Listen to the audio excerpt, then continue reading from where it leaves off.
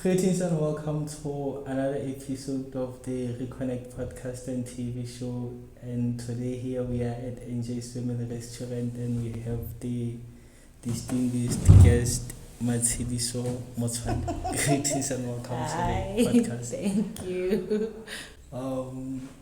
We can start talking about your educational background. We lower Kala Hokai. You are a PhD candidate currently. So you want from how far back should I tell you? Like from high school? We can start from primary. Oh wow, from primary, okay. So my primary school started just down the road at Montessori International School. I think I was there until about grade 3. And then from there, I went to St. Gabriel's, which is a primary school in Ladybrand. So from around grade 3 to grade 7, and then into high school, Nikena School in Ladybrand. It was at St. Gabriel's and then Ladybrand Academy. And then I came to do my IB again down the street at Mats'eliso. Well, while we were studying at Ladybrand, were you traveling every day? Yes, every day. Every day I was commuting.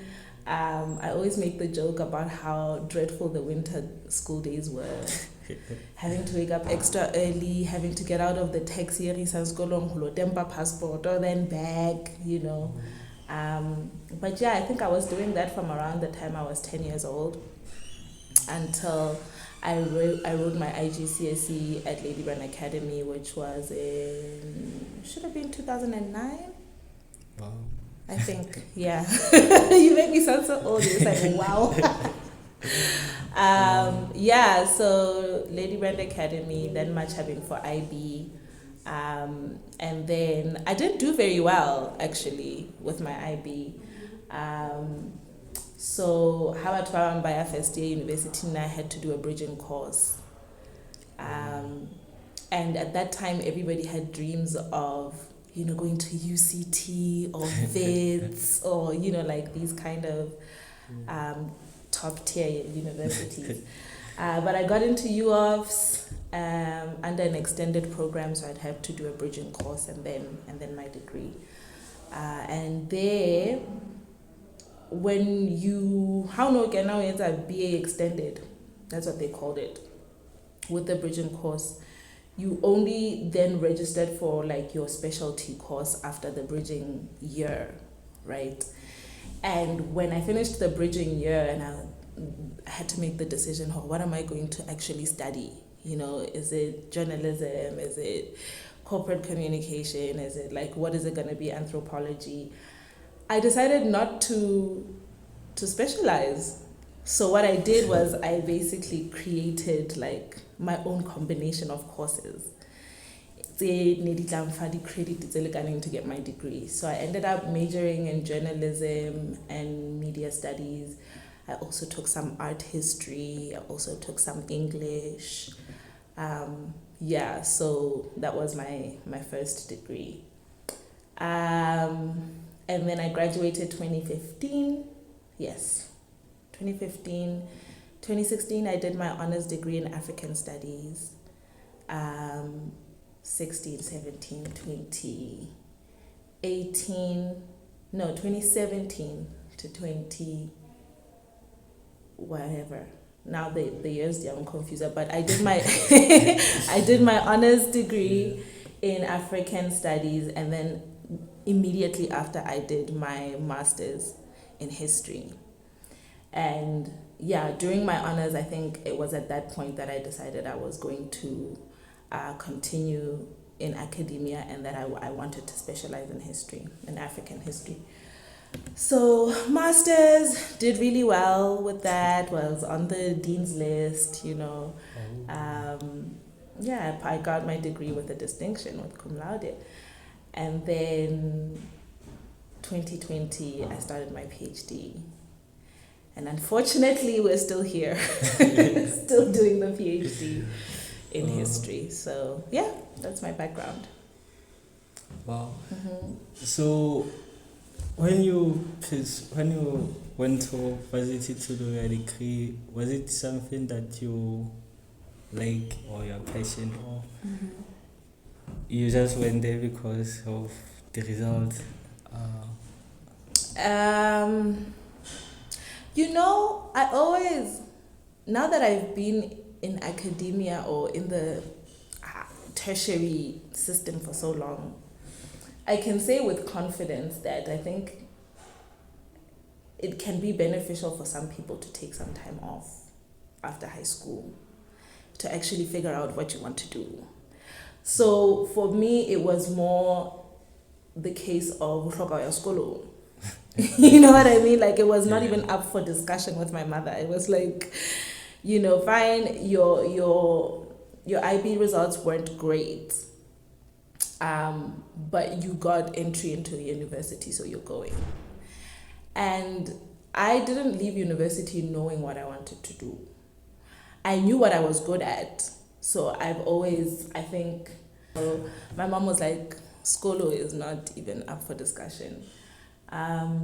So I didn't know exactly what I wanted to do in school, in university, but I did know what I enjoyed and what I was good at. And so, and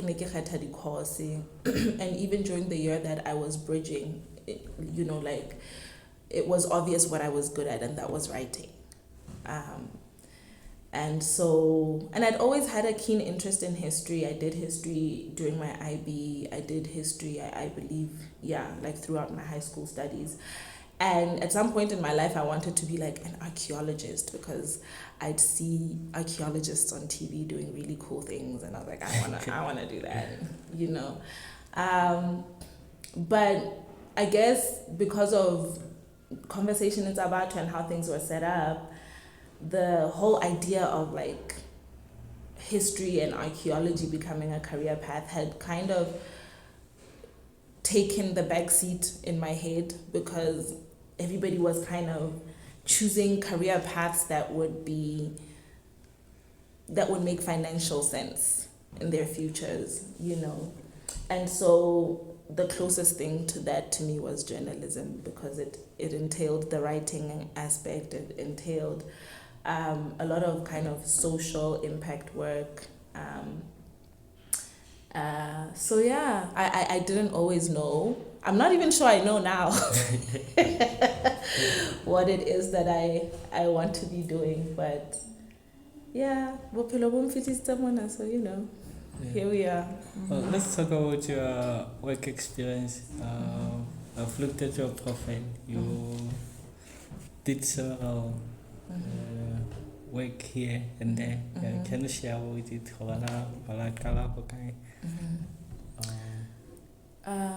Yeah, sure. I mean,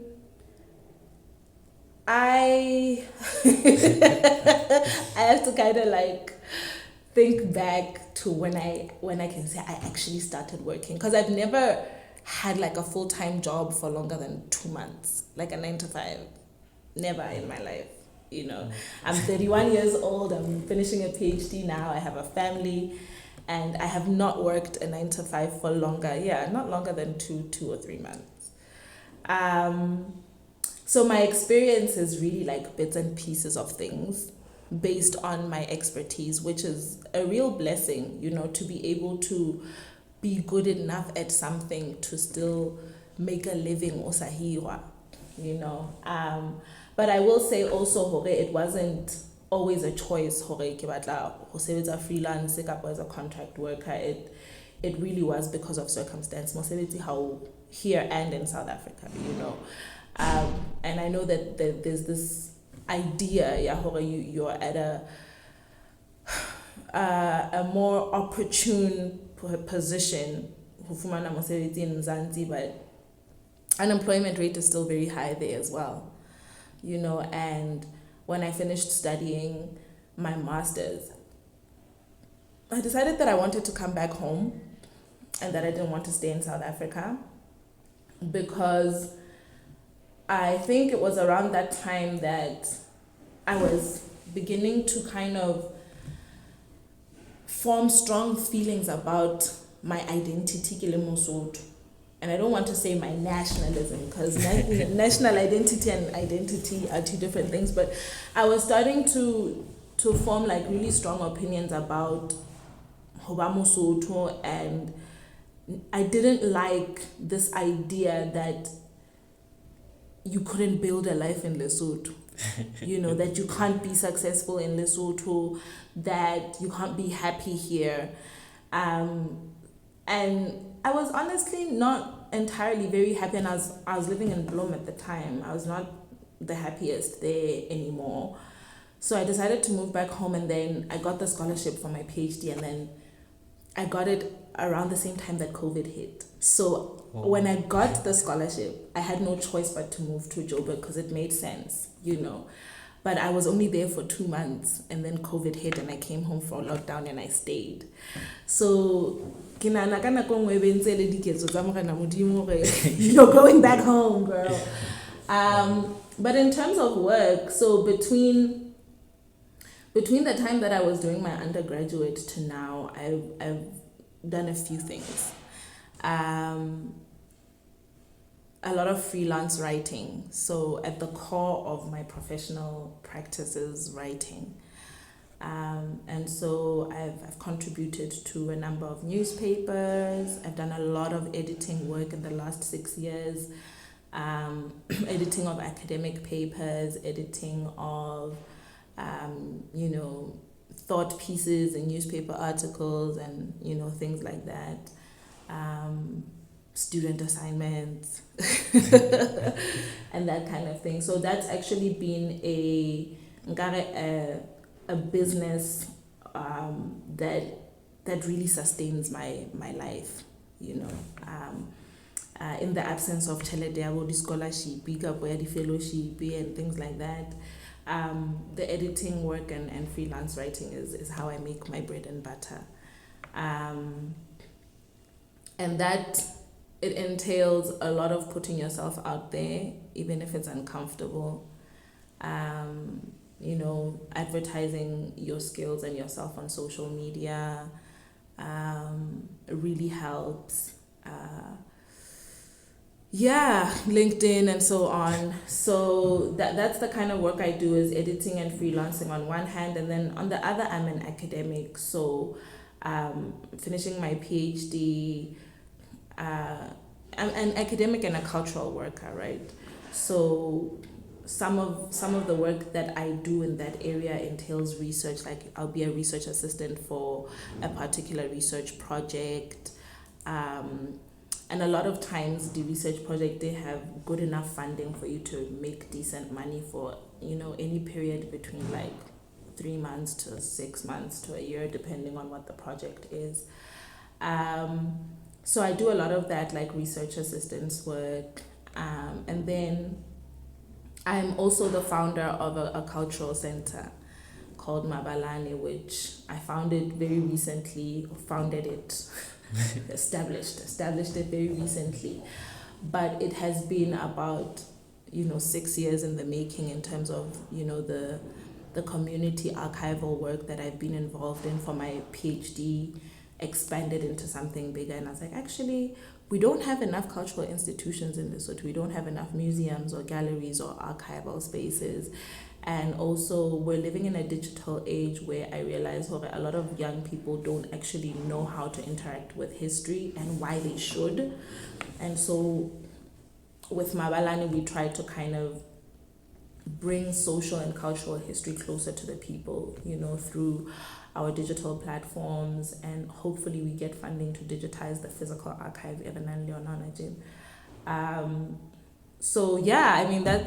It's everything. I've done some work in marketing as a copywriter as well, copywriter and content strategist, which is really fun stuff, especially if it's a client or an account that I believe in. I've done work for corporates under a marketing agency, but I do prefer doing things that now that I've kind of established myself and my niche, I guess.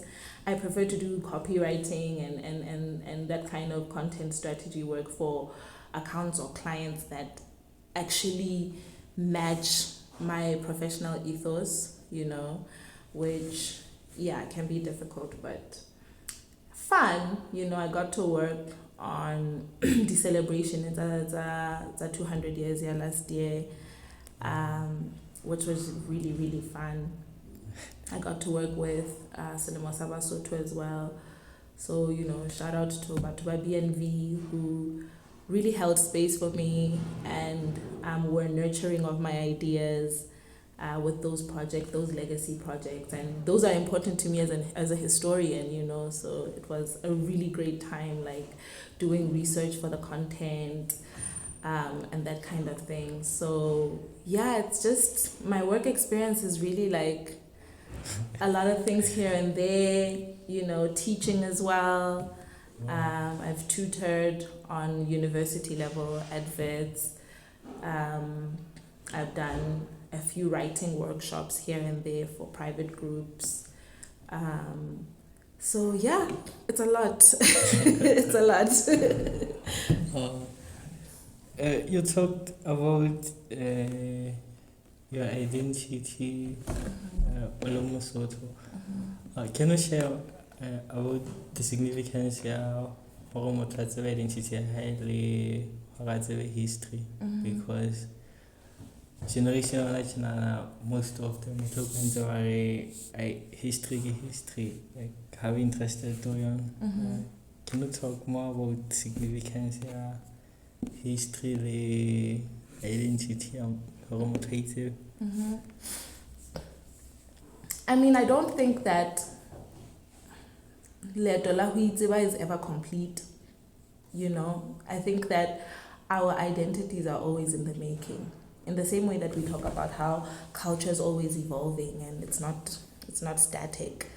I think that our identities are always in the making. And for a long time, it wasn't something that I felt like I had to think about per se. Mats'eliso Mots'oane, and I'm a black woman and it ends there. But you become more exposed to the world, and with me, for example, going to school in Ladybrand, it's literally just a few kilometers away. It's a 20-minute drive, but it's a whole different world in terms of how you kind of are confronted by, this is what it feels like to be a black person amongst like white people, to feel like maybe not necessarily a minority by numbers, but the setting is different. Like Lesotho is more, you have more of a cultural hegemony, I guess, than in South Africa. So I think the question of identity really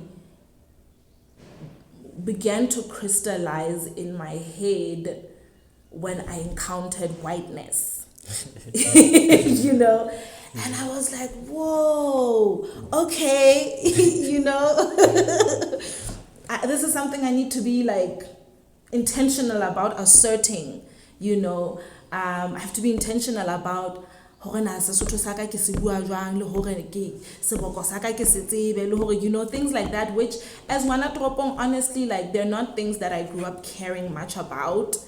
But I think that it's so important. I mean, the older one gets, the more you feel so out of place in the world when you don't know yourself, and the world is a tough place, and on who they are, and even if that's already in the making, but at least have a strong enough understanding of the things, the principle, mohlala ho se tsebe identity ya ka ke le Mosotho would mean that I don't, for example, hold something as simple as Tumediso as close as I do.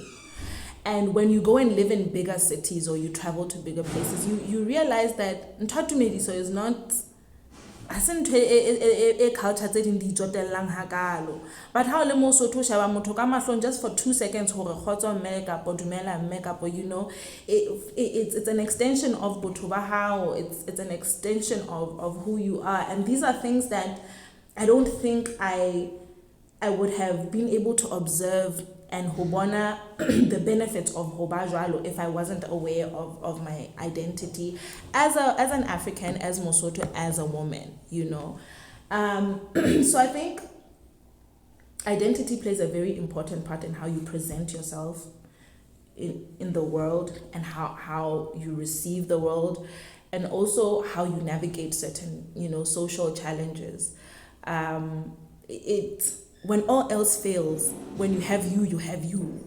You know what I mean? So I think that's why it's such an important thing. And like I'm saying, I don't think identity into a tsitsitseng e leng hore ha ebe ke re Mats'eliso Mots'oane ke motho ena tjena a na le tumelo tse 1 2 3, in 10 years that will still be the same. But I think it's important to have an awareness of what it is to you at that time, so yeah. And you'll notice that I didn't talk about my identity as a Mosotho. I'm not gonna sit here and say I'm a patriot, because to say that I'm a patriot would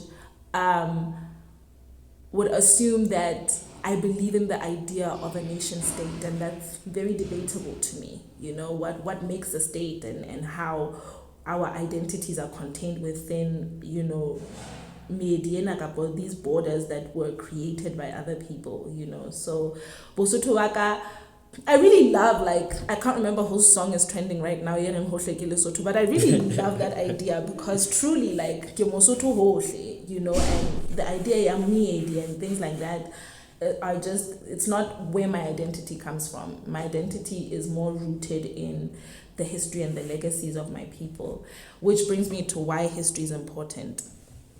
Guys,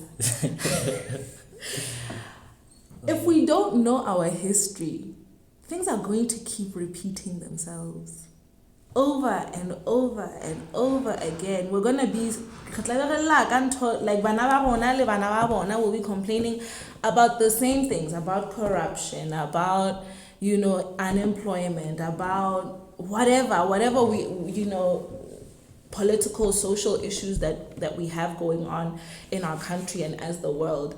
If we don't have a full understanding of our history, I don't think okay, mona nang re ska ra hata mona hoba hola ka hata mona hoba ka kotsi, So for me, that's one of the most important things that history does, is that it really gives us, I don't want to say a roadmap for the future, but it refa the cautionary tale, It refa malebela a hore na okay mona ho sebeditse ntho tse itseng, history is why Basotho pride themselves in diplomacy, and morana moshweshwe ene le motho wa batho na re o se re ho morwa morato, and those things are history. If nobody had kept record of mekgwa le dipolelo tsa marena, tsa batho ka morena moshweshwe, morena mohlomi, nkgono Mantsopa, and all those people, then we wouldn't have those things. We wouldn't have these principles that are foundational to how we interact with one another. I, from a professional or academic standpoint, am more interested in contemporary history. So history, late 19th century, early to 20th century history, which is from the early 1900s. John Njays for the chronology, and then your audience is like, she's a historian and she doesn't even know when the 19th century starts, the 20th century. So I'm more interested in 20th century history, and more towards the end of the 20th century, mainly because a lot of people who are interested in history and cultural heritage at Lesotho are very obsessed with the Moshweshwe era, which is not a bad thing. But for me, it feels like we go from Lesotho was founded in 1824, Ndadi Tunya, Ndaya Senekani, missionaries, all these things. And then we go from that era to now. I'm like, guys, okay, but 1930, 1940, 1950, 60, 70, 80, those are history. 1970 is now what, like 50 years ago? And that was when, like, some of the most heated or momentous historical moments happened in Lesotho. Komatia 1970, for example, are things that contributed significantly to how our country looks now, socio-culturally and politically and economically, So I think history is important because it also just gives us perspective about the world around us, why things work how they work, and how we should question them, if we should question them, So I think that's that. I mean, it's really important, It's really important, and yeah, because it's always so hard when people are like, why should we care? I'm like, what? Why don't you care? So yeah. So would you advise people to follow their passion, have a career, or they should pursue career for the sake of career, or they should go there when they have an opportunity? Because my passion but banally criticize our career na what I follow on a charity. At least instead you should do this one. What can you say about that aspect?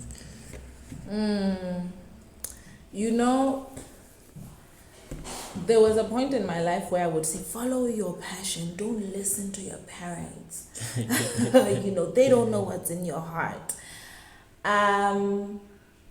But being an adult and having to navigate things like financial, struggles and or financial stability, having to navigate just my own progress, and how my independence and autonomy is almost tied into how much money I can make, how much influence I can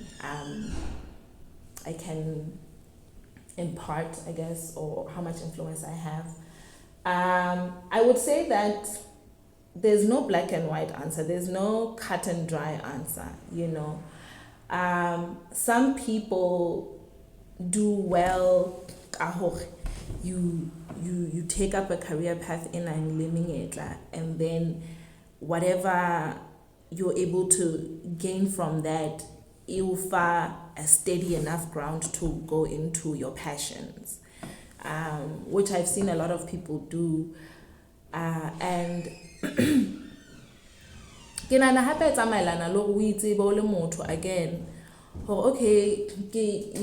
I a hard worker? Am I a smart worker? Those two things are different. Smart. I don't think Mats'eliso personally. I do think I have a creative enough mind to work smart. I'm observant enough to see, okay, this is something that's trending or making money right now, or this is a gap, and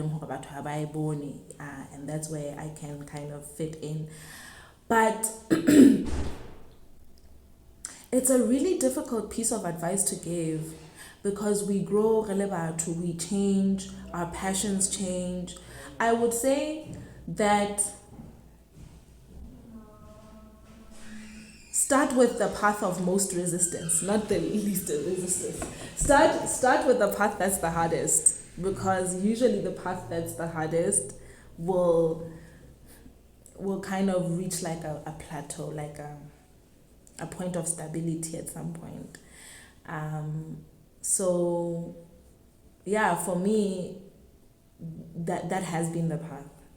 People think school is easy, and to be honest, like, maybe it seems like it is. My sister always says, when you're just always in school because you're avoiding to pay taxes and to be an adult like everybody, you know, because in academia, if you do well enough, you can get a scholarship and another scholarship, and those scholarships are good enough to like at least maintain and things like that, but they don't actually like help you graph how grow, and so that's where you have to begin being creative or you know. So I would say start with, I didn't want to say start with your passion, but I think you should. You know, I think people should. I think you should start with something that you really love, that is of importance to you. Because if you love it enough, you'll find creative ways to profit off of it. You know, whereas to do something because to me, you're unhappy all the time, you need sleeping pills to fall asleep and antidepressants to be okay and alcohol to stay afloat, and you know, like what's the point of all of that? You know, for me, I think I'm just like, bophelo is such a short time that if I start working at the age of 21, and it's going to take until I'm 65 for me to sit down and rest and explore my passions fully. That is an incredible waste of time. You know, it's a really long time to not be happy, or to not feel fulfilled. So things that give you a sense of purpose, and make you feel fulfilled. Sometimes those are your passions, but sometimes something that makes you sleep well at night is not always the thing that you will think it is, you know. So I know this answer is very like, but life is very, so, you know, this is not the podcast episode where people get, you know, straight answers. I'm just here to kind of share my own insights. But yeah, I think for me, for young people, I can't believe I have to say that. Like, I'm still a young person. You haven't crossed 35. Exactly. But you know, one thing that I wish Bachaba Basotho had was exposure. And luckily we have the internet now, you know, and we have podcasts and we have YouTube channels and that kind of thing. But I would say that expose yourself to as much as you possibly can. Read, listen to music, watch things, and watch them keenly. You know, don't just... Unfortunately, the social media age is great because erata means who didn't talk, but also it has kind of desensitized us to like the magnificence of things. Things don't amaze us anymore. Things don't shock us anymore, you know? Like for me, there were times where there were books I would read and I would be like, yo, you know, like a whole week, or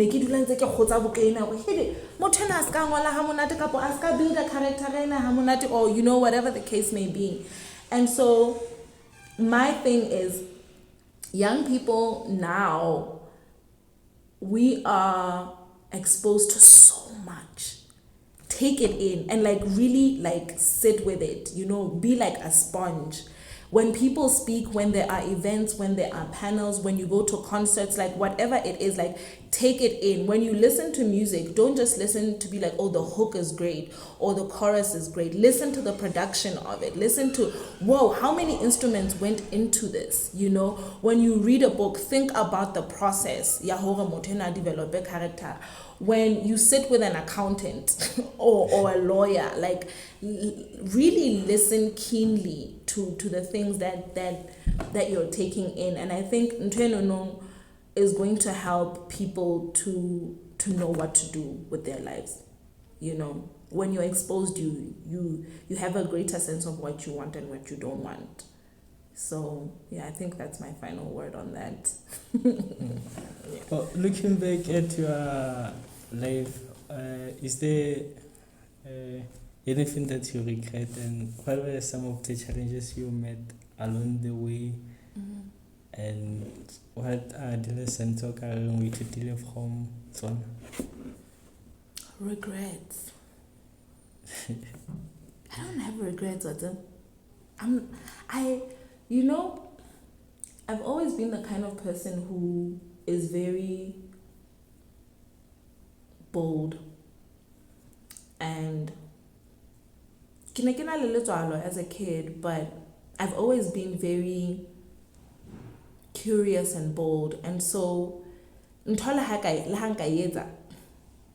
then it resulted in something negative. I don't regret it, because for me it's part of experience. I've never lived under the illusion that my life would be without mistakes and without challenges. And so were the challenging times unpleasant? Yes. I freaking hated it so much. But do I regret it? I don't think so. I don't think I have regrets. But some of the challenges that I've experienced. One, I've been used a lot because of my personality, I guess. So the challenge for me has always been having the discernment and the understanding, hore, healthy relationships require boundaries, whether it's at work or in your personal life. That's always been a challenge for me, because they're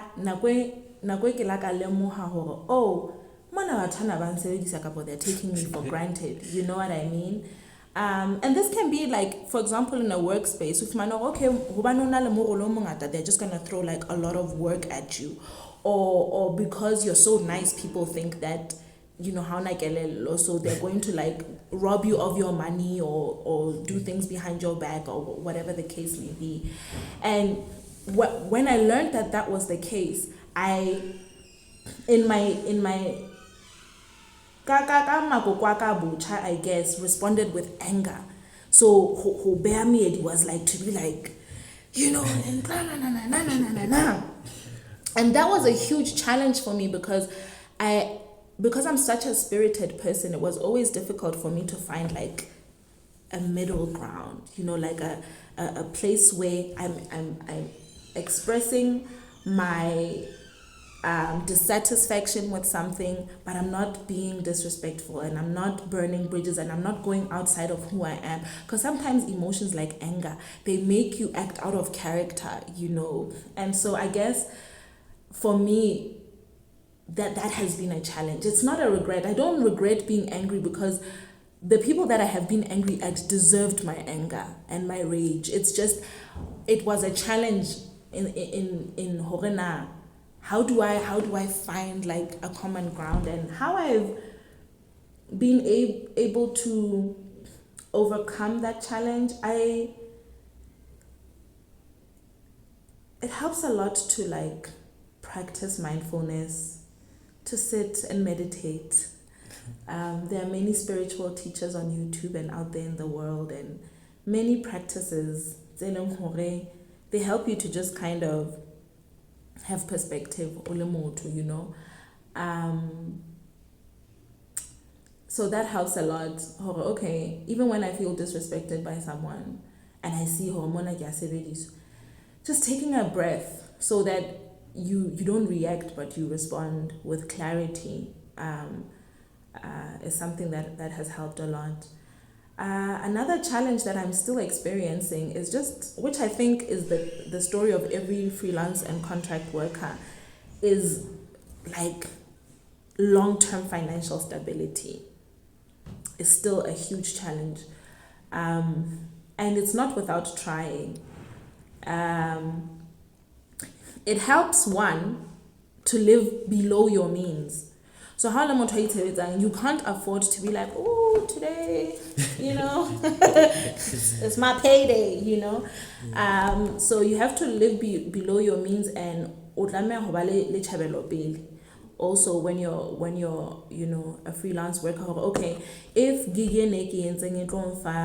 20K, I'm gonna pay rent, for example, and I'm also going to use it to I don't know, do something like get myself a camera because of my work with Mabalani or whatever the case may be. So it requires you to really have like foresight, which is like an advice that I will give even to people who have jobs, young people who are employed, like have foresight. And as a freelance worker, unfortunately, foresight doesn't always mean you can save because you're not making enough to save, but it means you can direct your resources towards something the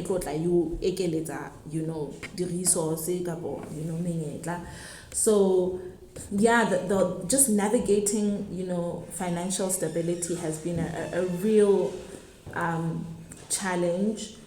But yeah, foresight and living below your means, like you can't papa, man. Even if you like things, and I like things, I'm not even saying don't spoil yourself, but I'm just saying, have the foresight to know, okay, maybe right now is not my iPhone season in life, or right now is not a good time to take that vacation or that road trip, but mohlomong in the next couple of months or in a year or whatever.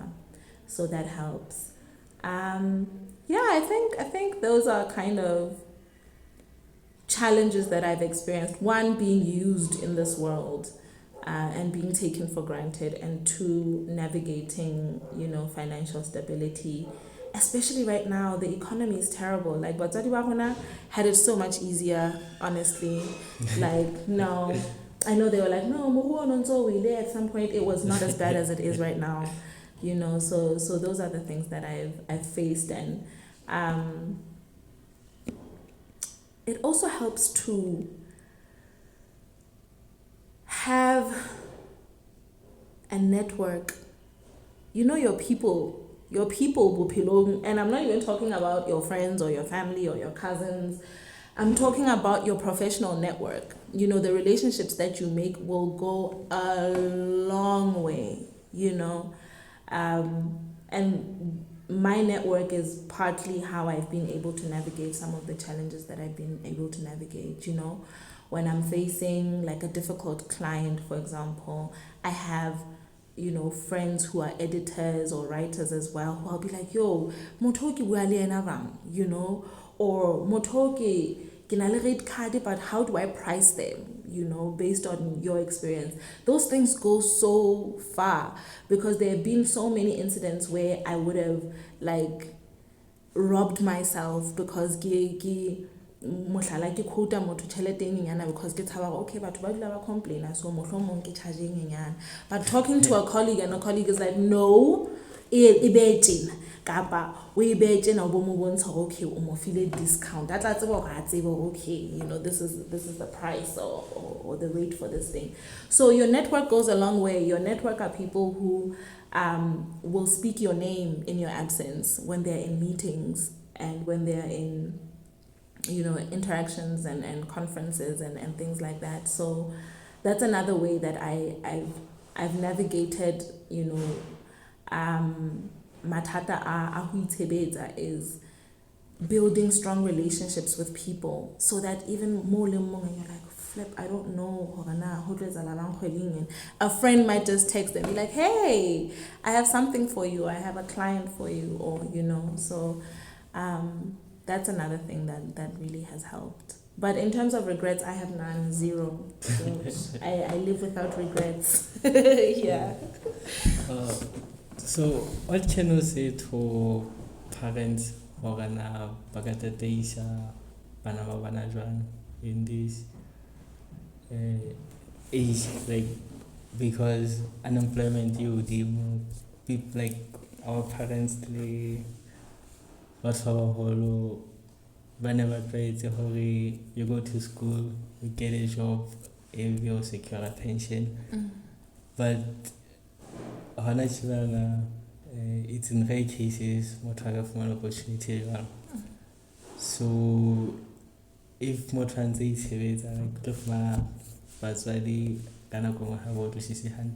like but how permanent, like any advice or ba ka tatisa bana ba bona jwang because ba bang ba unemployed ba ntse ba le wa hae batswadi ba ntse ba manya fela they aren't have a try like in advice you can say to parents because finally batswadi ba bang ba shebelang the podcast.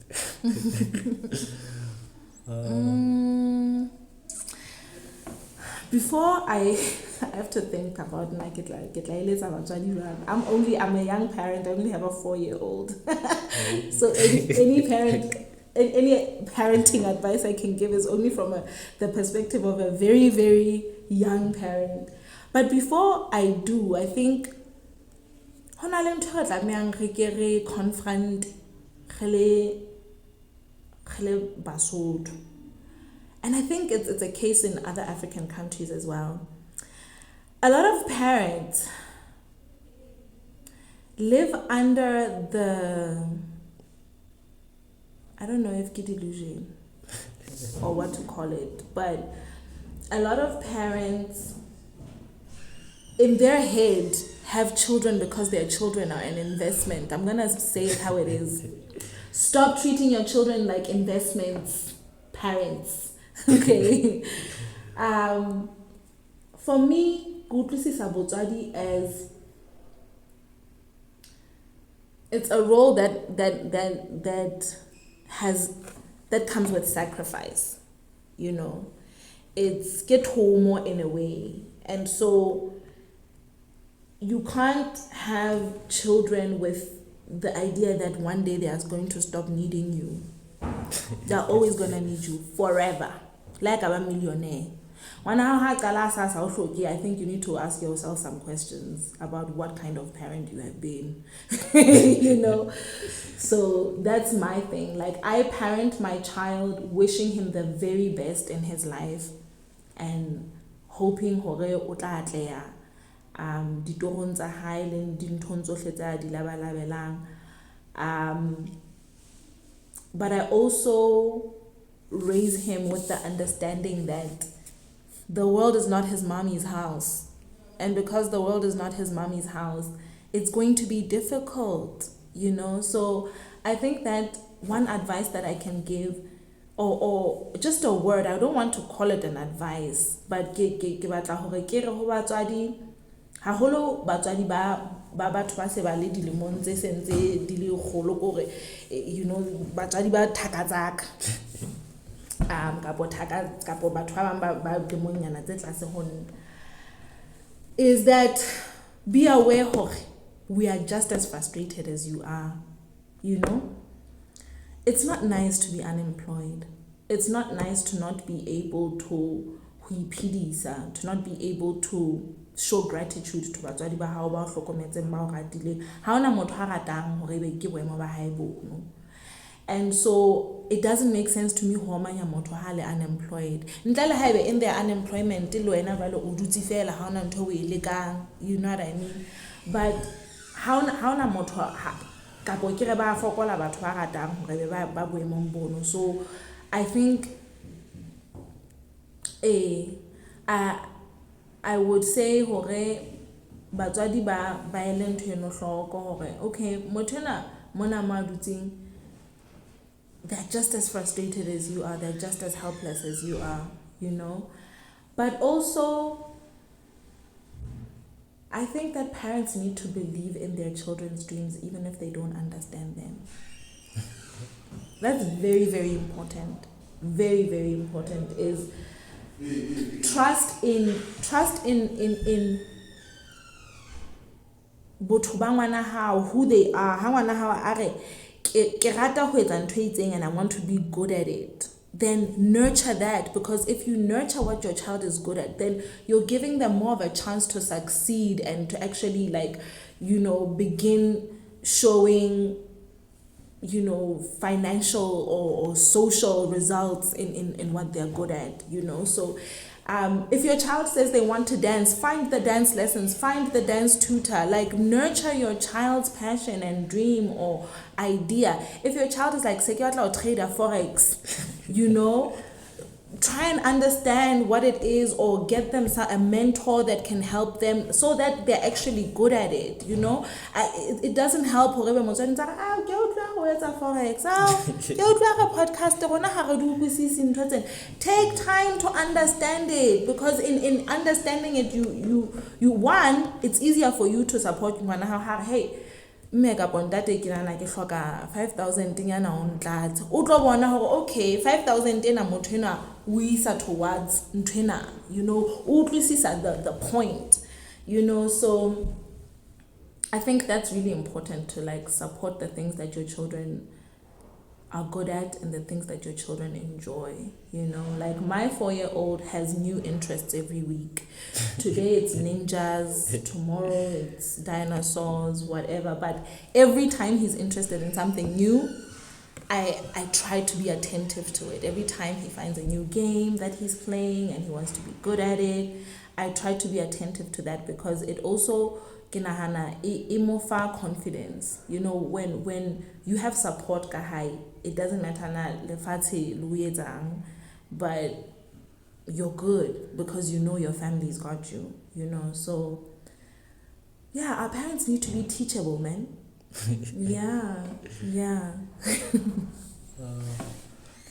Well, any advice we can give to the government and different stakeholders for an approach crisis unemployment jwang? Mpotsa potso e thata o. Batho ba ngotse ka tsona ntho tsena tsa unemployment. You know, everyone is grappling with it across different industries, and you know, one, can the old people just get off their positions and make room? We need room in these institutions. One of the reasons that unemployment is so high is because, one, you have people that are incompetent. Two, you have people that are too old occupying positions that they should not be occupying. Okay, I'm not saying make the retirement age 50 or whatever, high 65, but how so okay, nekele head of IT department, IT sena le body AI sekele morao. Make room for people who, you know, who actually have a greater understanding of the contemporary systems and the way that things are working now. Make room. You know, there's no reason even you have people nearing 70 or 75 who are still in like really high positions, and it's like, why?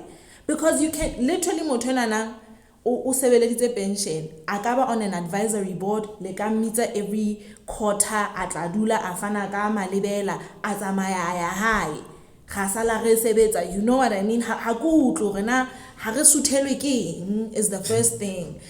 The second thing for me that I think the government really needs to do that in all ministries, you know what I mean, is like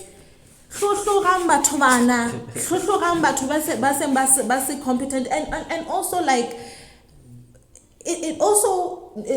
the onus is on the government, but it's also on people who are within the civil service. Have the humility to say, I guess I'm not as sharp as I was. Yabobedi is merit. You know the number of people that I know who have qualifications and who want jobs that are filled by people who don't have those qualifications.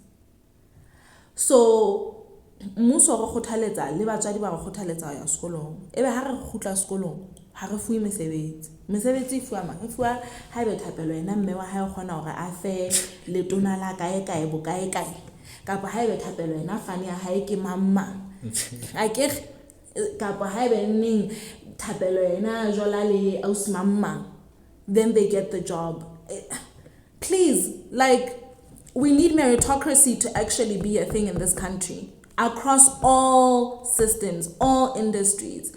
If you want a quantity surveyor, get someone with the degree. If you want an architect, get someone with the degree. If you know what I mean, don't. My thing about it is that there can be enough. There can be enough. There can be enough.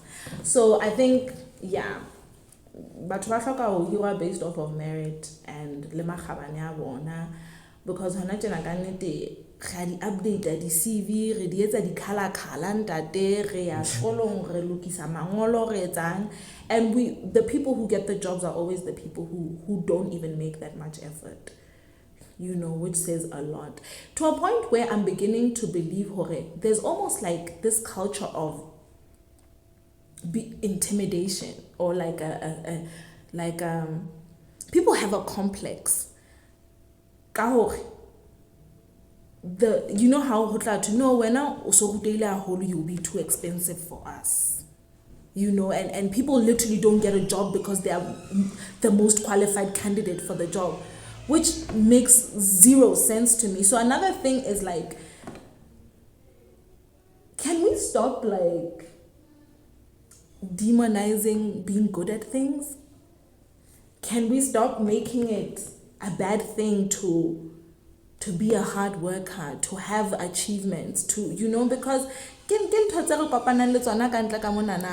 know, where it's like, oh, and I'm just like you know. So anyway, that's just my 2 cents.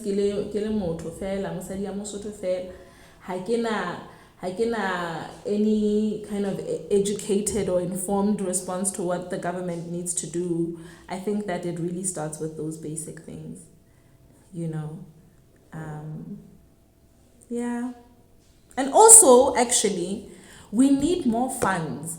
Like, we need more fellowships, grants that are local, you know, like the grant, the seed fund, you know, like the award. Don't just say no, Basotho kanite entrepreneurship, and it's just like capital.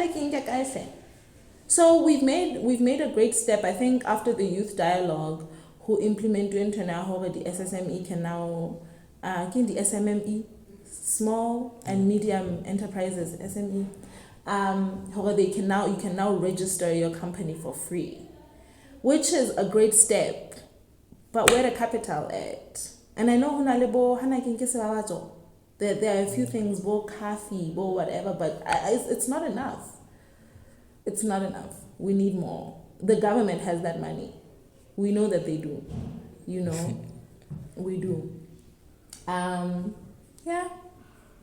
Well, thank you so much for being on the Reconnect podcast and TV show. Is there anything else you'd like to share? No, and just a word of thank you, you know, for your time. I was very surprised by the invitation. I was like, geez, okay. You know, you post things on your LinkedIn and you update your profile and you don't think people are actually paying attention. So thank you very much for your attention, and for the invitation. And yeah, people can just kind of look out for the work that I'm doing through Mabalani, and follow on the socials and so on. But besides that, just a thank you. Well, thank you so much. All right.